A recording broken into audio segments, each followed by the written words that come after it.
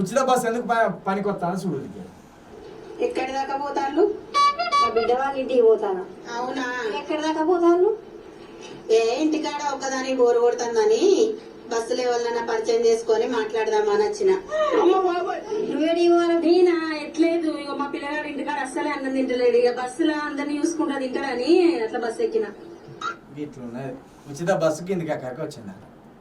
పోరగాన్లు అన్నం తినకపోయినా ఉచిత బస్సులో పోకుండా పోరగాళ్ళకి అన్నం తినిపించుకుంటా ఊరంతా తిరుగుతానులట, సిటీ అంతా. ఇక ఒకళ్ళేమో వచ్చిన బోరుగా వచ్చి ఎవరు దొరుకుతలేరు ఇంటికాడ ముచ్చట పెట్టేదానికి కానీ బస్సు ఎక్కిందట.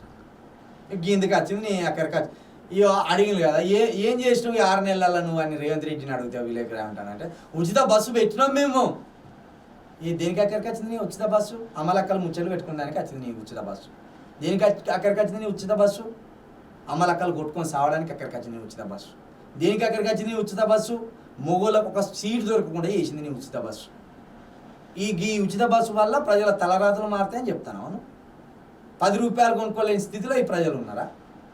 మంచిగా సిగ్గు తీసింది ఎవరో కానీ మంచిగా వీడియో చేసి గిందికి అక్కడికి వచ్చింది నీ ఉచిత బస్సు.